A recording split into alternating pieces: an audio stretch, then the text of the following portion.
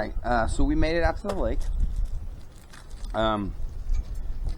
We're sort of boondocking. Kind of. I guess technically it's boondocking. We are actually at a, I believe this is Corps of Engineer property, a Corps of Engineer campground. But it's outside of the the window of dates there, which is the regular, camping periods and stuff. It's April 1st, October 31st is the. Outside of that, you don't have to pay. There's no amenities. There's no utilities. There's nothing. You're just kind of on your own. And that's fine by us. I kind of messed up. And I let Stella just have her head and run wherever she wanted to. And she went straight down and got in the river. Tonight, it's going to be about 18 degrees in the forecast. So I'm trying to figure out how I'm going to get her dried off. I got a towel. We're going to start a fire. She just made things a lot more difficult. Plus, the very first thing she did was poop right over here in the campsite.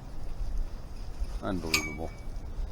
Anyway, so I didn't get I was going to smoke ribs. I think I've come up with a way to smoke meat over the campfire at camp. But rather than put all my eggs in one basket, I decided, okay, let's try it out at home. We'll experiment with it at home, and we'll see how it works. So tonight, what we're going to do instead is we're going to do camp chicken cordon bleu. If you're a purist, if you're a chef, you're going to be a little appalled, but it's going to be actually very, very good. It's going to be a lot of fun. It's, like I said, it's going to be about 18 degrees now. It's going to be very cold. We're going to talk about a few ways to stay warm when it's this cold. For you guys north of the border, let's see, 18. So 18 minus 30 is negative 12. Half that, about negative 6 Celsius. 18. Not brutally cold, but cold enough. Definitely. Get out of the fire pit. Get out of the fire pit. Go. Boy, Stella. Stella, get out of the fire pit. You could definitely tell it's been a while since we've been camping. Stella is going nuts. She's a lab mix, and my wife always says she's a meth lab. She's not a yellow lab. She's not a brown lab. She's not a black lab. She's a meth lab. And that's pretty accurate. She is a ding-dong. But anyway, so the Jeep is all set up. I didn't deploy the awning because there's no sun, there's no rain, there's no reason to deploy the awning. Stella, get out of it. And so we've just got the bedroll set up. We're talking just a little bit about how some ways to stay warm. And we're going to make dinner. So, camp is set up, basically. So now it is time for step 2. It's vitamin beer time. What we've got today is an interesting one. It's Sam Adams Winter Lager. Stella, please don't knock my tripod over. Sam Adams Winter Lager. Festive and smooth. Let's see. I do like most everything that Sam Adams makes, so we are going to give this a shot. If it's a hit, then we'll take some down to the garage for the guys on Sunday night when we meet to drink beer and solve the world's problems in the garage. Hey Lynn, hey Brett. So let's give it a shot. Cheers. Quite good. It says festive and smooth. It is pretty smooth. I like it. Very good. I'm a big Sam Adams fan. They make really good stuff. So yeah, excellent. 2 thumbs up. All right, folks. Well, sign off for now, and I'll catch up to you at dinner time. All right, guys. So we're trying something a little different tonight. Trying these fire logs. Now, these are not like Duralogs or Duraflames or whatever. Those have a lot of chemicals in them. You can't cook over them. These are pure compressed wood. It's fine to cook over them. They're supposed to burn a long, long time. We're going to give it a shot and see what we can come up with. So we'll see how it goes.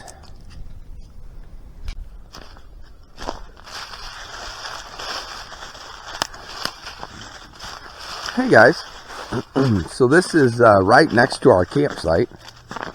This is this really cool little creek. This is actually right out there. This little drainage creek here drains into the Meridazine River. The Meridazine River is the river that runs alongside Miami State Fishing Lake, if you'll remember back to that video. So that's pretty neat, huh? We are 40 miles from that location, but it's the same river. So you can see it's a pretty neat deal here. This is a really neat little campsite. This was a good one. This is where Stella came down and got muddy and wet. I mean, who can blame her? Look at that. Wouldn't you want to jump in that? Yeah. Okay, so the fire logs actually work pretty well. Like I said, these you can actually cook on. These are just compressed wood is all it is. This will burn a lot longer. It's about $10 for, it looks like maybe 8 of these little logs. And they say they'll last 2 to 3 times longer than cordwood. Burn for like 5 hours. So we'll see. I don't know. We'll see. Got high hopes. Alright, so I'll take you guys over here. And I'll show you. There's Stella, who had to go in the Jeep because she's sopping wet and cold. Because she's a ding-dong. Alright guys, let's talk about how you stay warm in the wintertime. Alright, like I said, it's going to be pretty darn cold tonight. So there's a lot of methods that I use. First and foremost, what you have to be aware of is what you're sleeping on. In this case, I sleep on about 4 to 6 inches of foam rubber. This is foam rubber inside of a sheet. The sheet, actually I got that at Walmart. It's a sleeping bag liner is what it is. So there's 4 to 6 inches of foam rubber in there. There's a closed cell backpacking pad, okay, on top of that. Now, in the summer sometimes I will use an inflatable mattress. Not in the winter. It's very, very important in the winter that you have something under you to insulate the bottom, because when you lay on top of your sleeping bags and your blankets and everything, you smush those down and you lose the loft, and then that cold comes up from the bottom. So you've got to have comfortable stuff to sleep on. A nice thick insulating bottom, and it needs to be comfortable so that you get a good night's sleep. Okay. So over and above that, a lot of people, if your build is big enough, if your rig is big enough, you got a nice big, Class A or Class B or big van or something like that, and you could have a diesel heater. A lot of people will use diesel heaters. I can't do that in here. I do have a little buddy heater as well as a big buddy heater. I can't use them in the Jeep. It's too confined. It's too close. I'd end up catching myself on fire and dying. We don't want that. I don't want that anyway.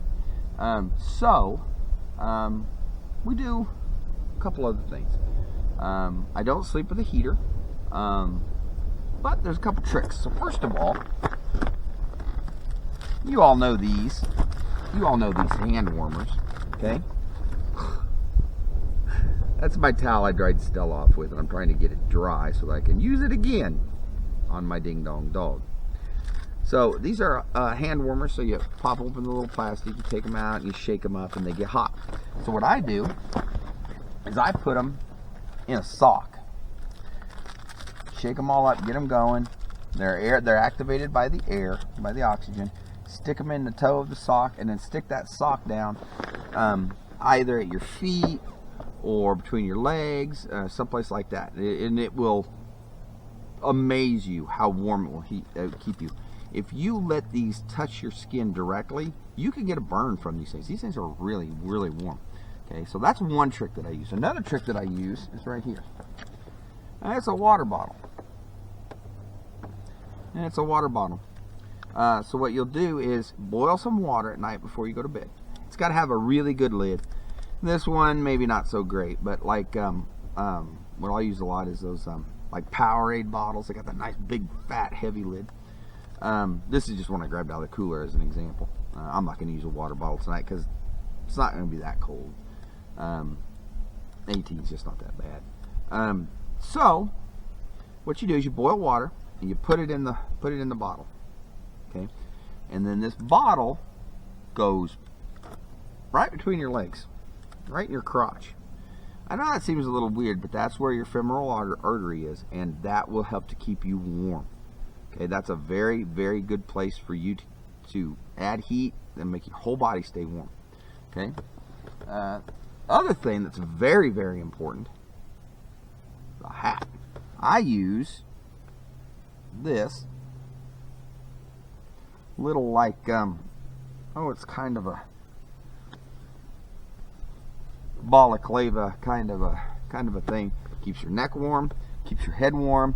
You know, that's where you lose most of your heat, is out your head. So, you know, something like this, and I can even bring it down and I can cinch it up in the back. It's got a little pull string. I got this from the Army surplus store, and I've also got a neck gaiter that I sometimes wear. Sometimes I'll wear my shamog, wrap it around my head. But it's very, very important to wear a hat. Now, here comes the iffy part. Some people say you strip down to your skivvies. Some people say you wear your clothes, you wear pajamas, whatever. I am a clothes person. I understand the science behind stripping down to your skivvies. I understand the science of stripping down to your skivvies, but I don't know. It just works better for me, I think. Now what I will do is, before you go to bed at night, change your clothes. Have pajamas. I have these right here. These are my pajamas, and that's what I'll wear tonight when I go to bed. Because you don't want to wear your clothes that you wore all day, because you sweat in your clothes. Your clothes soak up perspiration, and then you chill at night and you get cold. And once you've gotten chilled, you're not going to get warm again. Okay? So, all that aside, let's talk about obvious things here. First of all, I use this is an Everest, I think. It's a 20-30 degree bag, I think. Now, when sleeping bags talk temperature, what are they really saying? If you get a 30 degree bag, does that mean it's safe for 30? It means it's safe, but you're not going to be comfortable. Basically, it's a survival rating. If it says 30 degrees, it's really probably a 50 degree bag or a 40 degree bag. It means you won't die if it drops to 30, but you're not going to like it. It's going to be very, very cold. Okay, so I carry this is a nice big heavy one. It's a really it's a big oversized sleeping bag, and that allows me to do a lot of things. First of all, it allows me to be comfortable, because I'm a big dude. Also allows me to stuff stuff inside the bag. Next layer is this Arcturus wool blanket. This is fantastic. Wool is so warm, and it's not itchy at all. It's not uncomfortable. This Arcturus blanket ran me about $40. I think it really wasn't that much. The sleeping bag I bought used from the Army surplus store, I think it was about the 40 or 50 or so. Okay, and then for tonight, on top of that, I've got another sleeping bag. This is a Walmart $15 cheapie, whatever. Primarily, this is a Stella sleeping bag, so she can sleep on this and not get hair everywhere, which she will do anyway. And then on top of that, I've got this. This is actually my cooling blanket that I sometimes wear in the summer. It kind of keeps you a little cooler, but it's an extra layer of insulation. As long as it's not against your skin, it's not going to make you cool. So and that's on top. So that's how I'm going to sleep tonight. I fully anticipate it to be a cool night, but it will be very doable. It's going to be nice. I do tend to wear my socks to bed, and then I end up kicking them off because I don't like stuff on my feet. But it's always warm to get started with. Tonight we've got an added problem of Stella being wet. So we're trying to get her dry. The fire's going. I'm going to dry her off with the towel. I'm going to put her over in front of the fire. Right now she's whining behind me because she's cold. So I put her in a Jeep to try and keep her warm. She's a ding dong. I don't know what I'm going to do with her. But anyway, so those are some of the ways that you can stay warm. So don't be afraid to camp out in the wintertime. It's really not that bad. You just go prepared. Make sure you've got everything that you need. You've thought it through, and you're going to be just fine. Like I said, it's going to be about 18 degrees tonight. That's about the -6 Celsius. Big deal. It's not that cold. When it starts getting down into the single digits, that's when it starts to get a little uncomfortable. It's below 0, and it can be unpleasant. It really can. It can be unpleasant. But that's it. That's how you stay warm in the wintertime. Alright guys, kind of hard to see me probably, but so we got our campfire going. Stella is mostly dry. Dinner was amazing. And now we are going to sit and we're going to read our book. Every year at Christmas time, I read Charles Dickens' Christmas Carol. I love it. I think it's a fabulous book. It's got everything. I mean, you know, horror, Christmas spirit, vindication. I mean, it's just fabulous. Such a great story. And I try to read it every year right before Christmas. This will be the 4th year I think I've done it. So it's pretty good. We got a little bit of wine left. We've got a Quest bar for dessert, which is awesome. And so we're going to throw another log or 2 on the fire, and then we are going to read our book for a couple hours, and then we're going to hit the hay. Sure was good having you guys along with us. And we appreciate it, and we'll see you in the morning. Marley was dead to begin with. There is no doubt whatever about that. The register of his burial was signed by the clergyman, the clerk, the undertaker, and the chief mourner.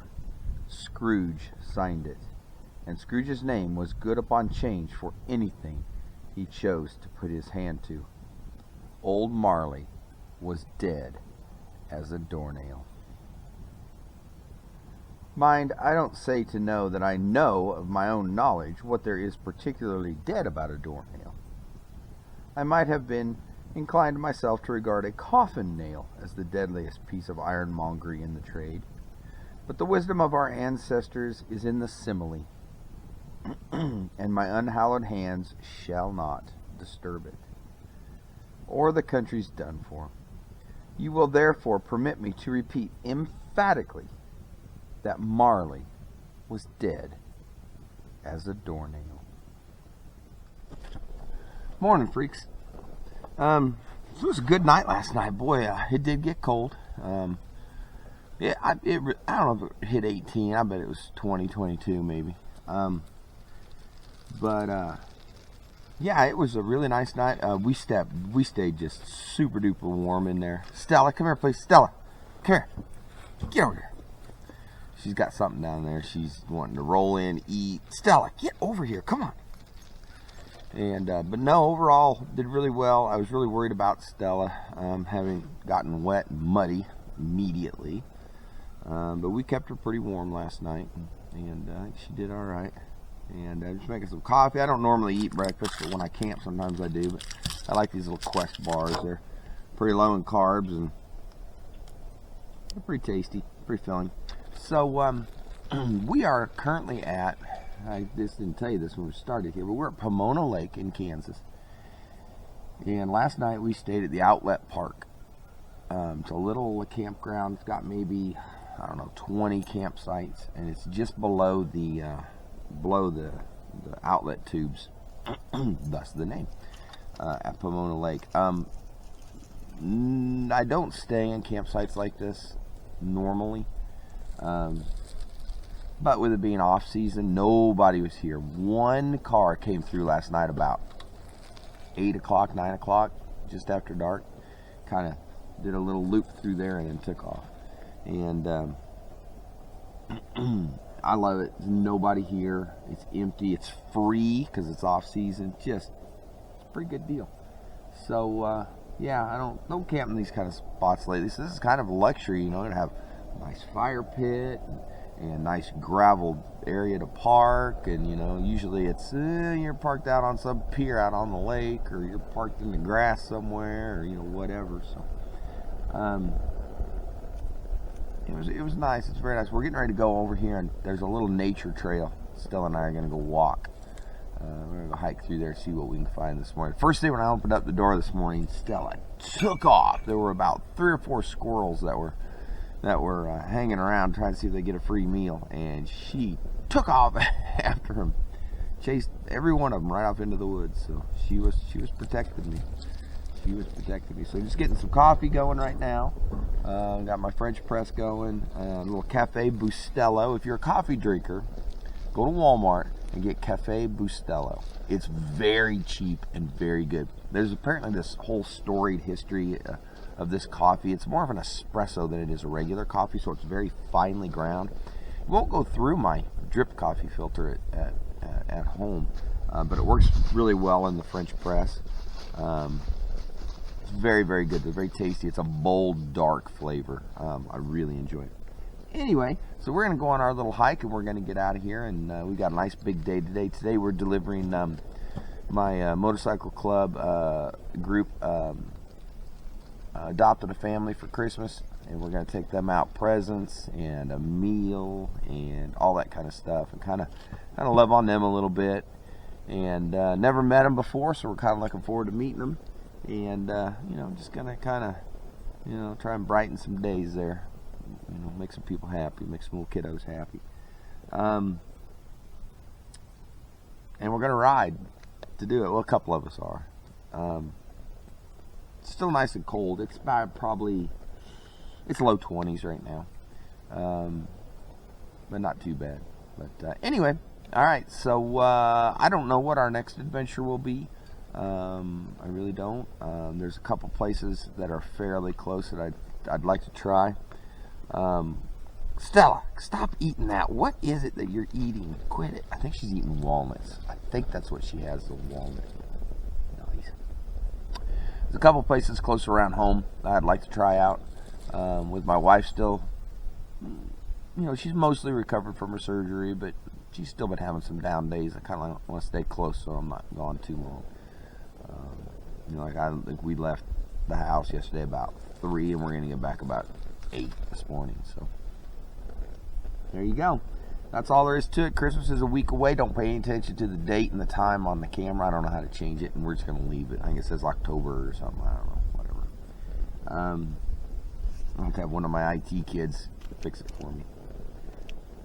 Anyway, so if I don't talk to you before Christmas, have a very, very Merry Christmas. But I'm going to try and put something out right before Christmas for y'all. I just love you guys so much. Just keep loving on them, and Christmas is even a bigger time. It's even more important to love on them. Just love on them hard, babies. Love on them hard. All right. Talk at you guys later. Have a good one. Bye.